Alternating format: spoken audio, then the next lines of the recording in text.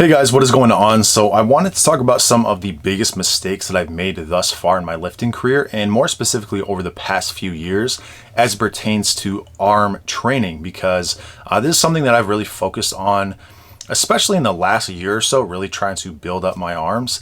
And I made a lot of mistakes along the way and things that I thought I was being smart about, but I ended up just, doing things that were pretty counterproductive or just, completely backwards.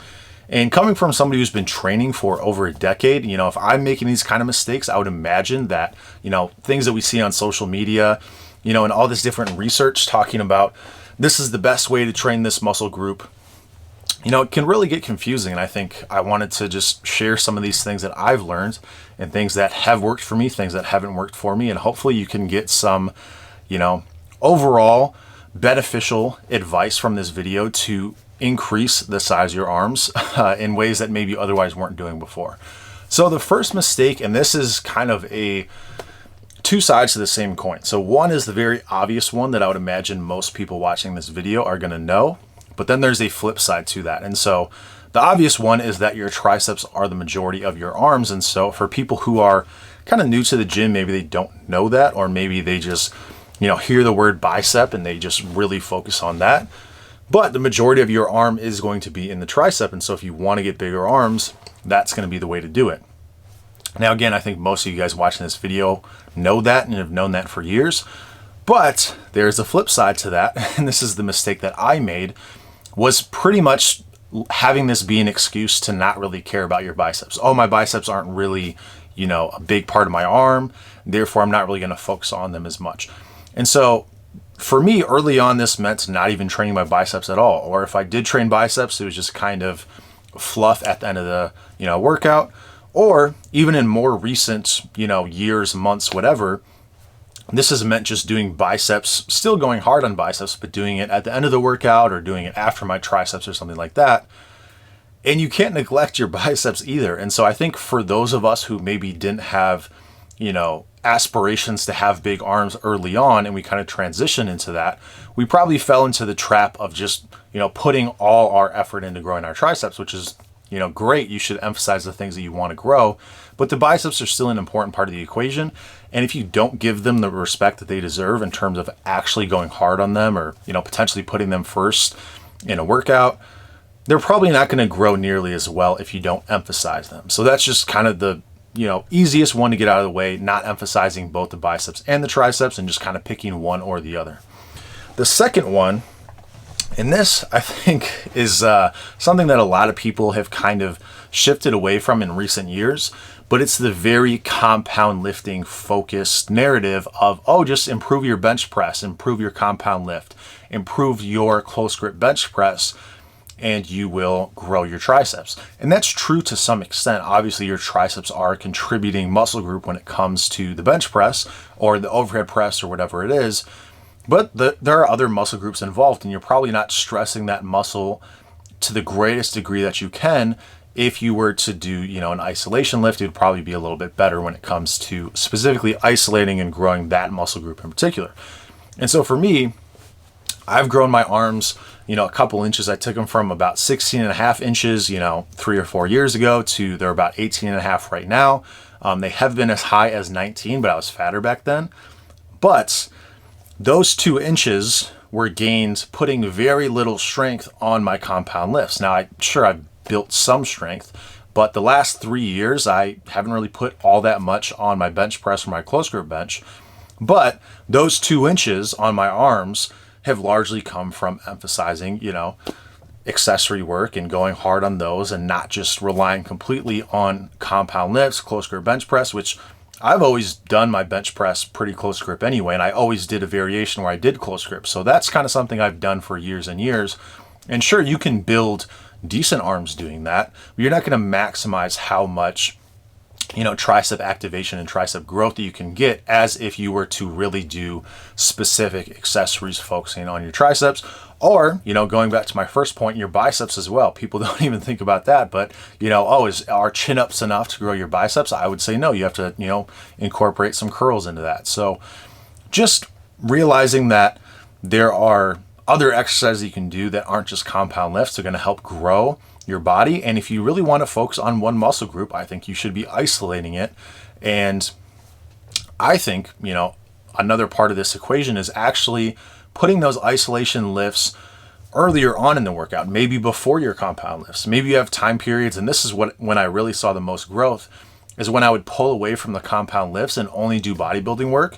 Well, that left me with a lot more energy and motor unit recruitment to actually put that emphasis and that dedication that I have with growing, whatever lift I'm doing. I can do that on the first lift of the workout. And that's always going to give you the best bang for your buck when you put something in the very first slot of your workout.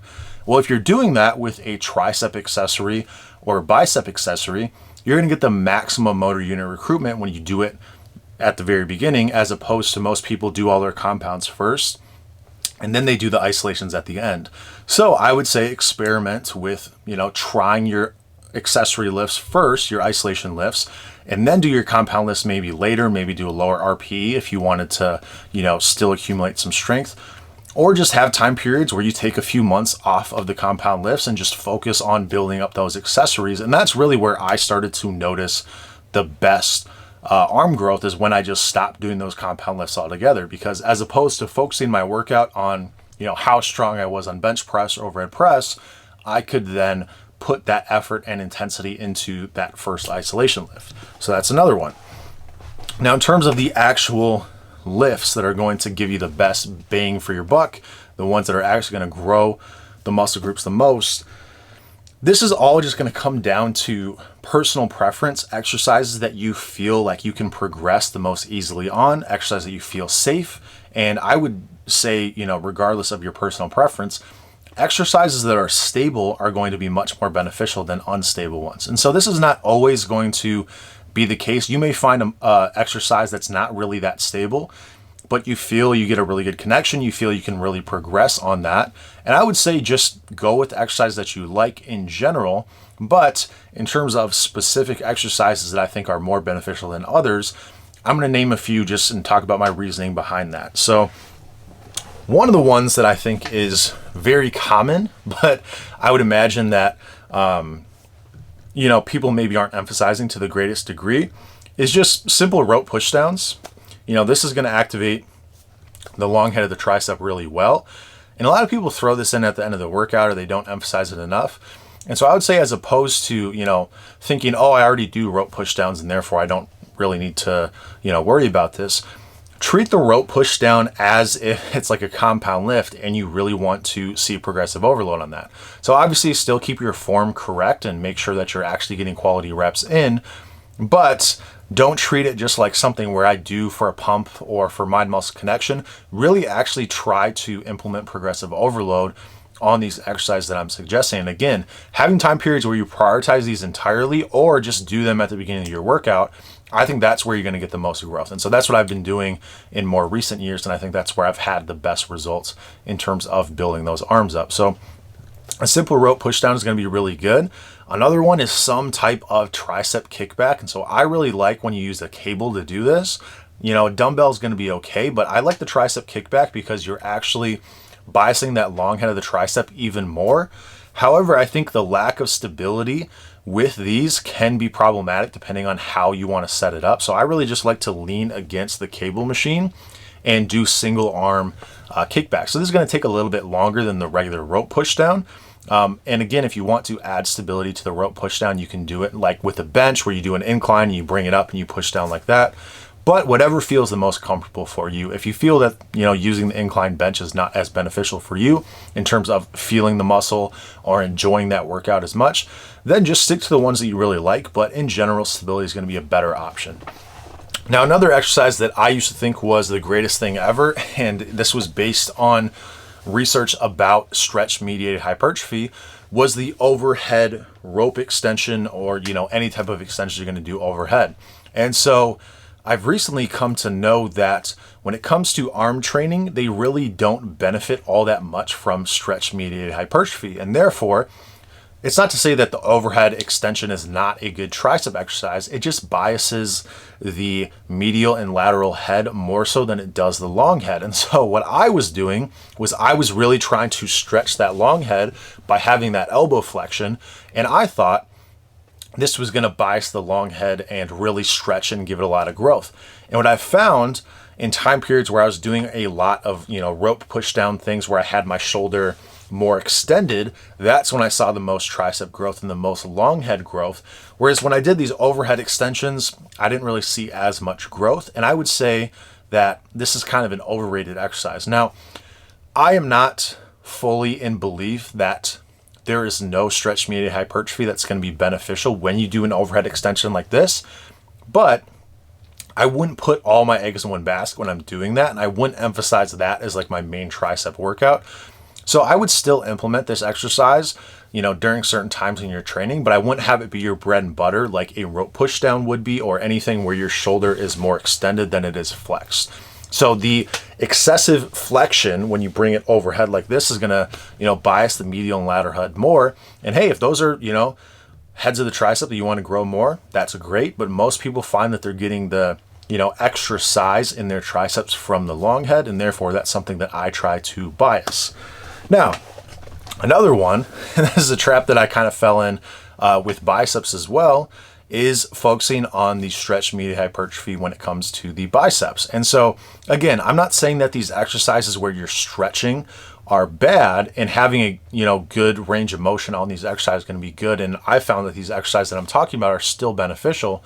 But one exercise that I really liked, because I could really feel sore the following week, and I just really felt like it was doing something, was the incline curl. So incline dumbbell curl. And so the reason I thought this was such a good lift is because I'm getting that, in the bottom position, I'm getting a massive stretch on the biceps. And it's not to say that this isn't a good bicep, workout. And I think there's a lot of stability there. And I think it keeps your form pretty, pretty even across, considering you have that stability and there's not a lot of hip motion and stuff like that. I still think it's a good exercise.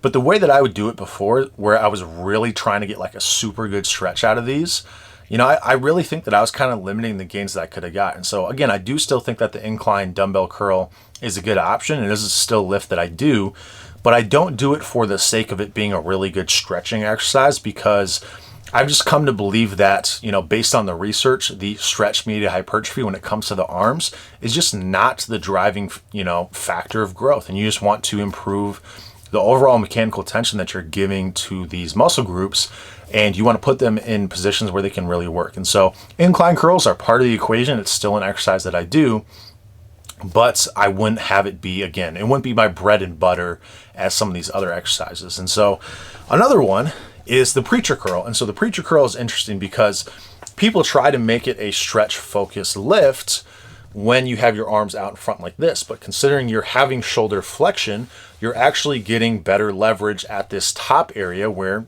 you're actually getting a lot of that muscle growth.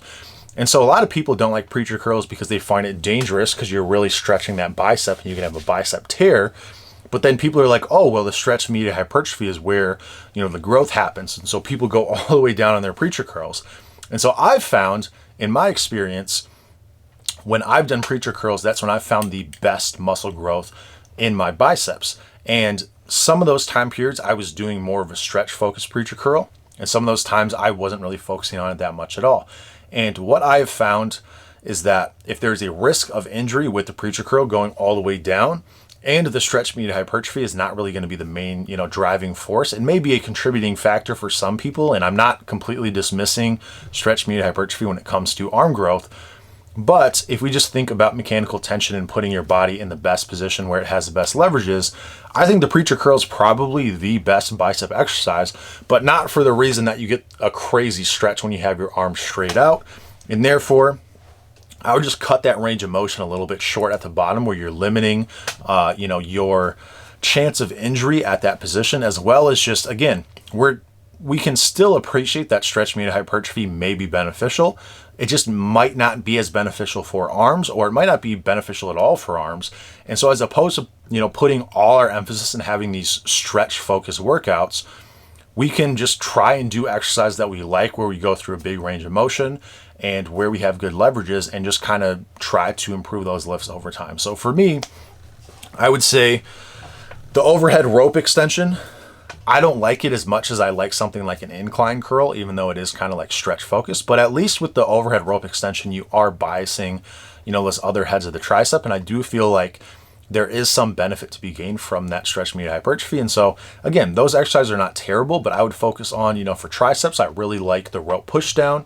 JM press is kind of a combo of those where you're not getting that full stretch, but you're still, able to horse a lot of weight around, and you are getting more long head activation. So I think JM press, machine JM press is a really good one. The rope push down is really good for triceps. And then for biceps, I still like incline curls.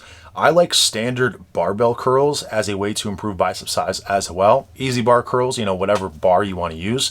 Alternating dumbbell curls. So I really don't think you can go wrong with any kind of bicep curl. I don't think any of them are going to be bad. But as opposed to focusing, again, all your focus is like, hey, I want to get these lengthened partials and I want to focus on the stretch, as opposed to trying to milk that for all it's worth. Maybe have some periods where you throw that in just because, you may be getting some growth from that. But I would really just emphasize going through a good range of motion, progressing on those lifts. When it comes to curls, again, preacher curls, maybe don't try and injure yourself trying to get that stretch, and just make sure that you're, progressing on weight and keeping your good form. And then with, tricep exercises, I really just like ones where your shoulder is more extended. And, if kickbacks are one that you want to do and it's something you connect with, that's a great one. Otherwise, just a standard rope push down is going to be a good one. So hopefully some of those tips, we can go over them really quickly here. Not focusing as much on stretch medial hypertrophy, and instead just trying to go through a generally large range of motion, but not really maxing out the stretch as being like your main form of growth. That's kind of the more recent tip that I've learned. Second one is going to be focusing on lifts that have more stability, which I think is, pretty common knowledge. Third one is going to be putting those isolation lifts either before your compound lifts, if you want to do something like that, during certain times in your training. I'm not saying you have to do this year round, but just doing that at certain times, or completely removing the compound lifts during certain periods of your training and focusing on those isolation lifts. And then finally, not neglecting the biceps or the triceps. And I think, people who are watching this video are probably more likely to already know that the triceps are the main contributor for the size of, the arm. And therefore, I think, just not putting the biceps on the back burner, and, whatever muscle group you're trying to emphasize, just putting that at the front of your workout. I think that's going to be a great way to emphasize that. And then finally, this is something that I completely forgot about until just now, but obviously going to failure. This is not something that I think is really groundbreaking, so probably not worth going in depth about. But going to failure or going near failure is going to be very beneficial for muscle growth in general. And I don't think a lot of us are intentionally trying to not go to failure, but I think, it's more common than not to be leaving more reps in the tank than we think. And therefore, experimenting from time to time and seeing where we're at when it comes to failure is a good thing. So hopefully some of those tips can help and save you some time in the gym, and hopefully you can get 20-inch arms as soon as possible. And that's, what I'm trying to do as well. So let's make these gains together. So anyway, that's all I got to say about that. I will keep you updated, and I'll talk to you soon.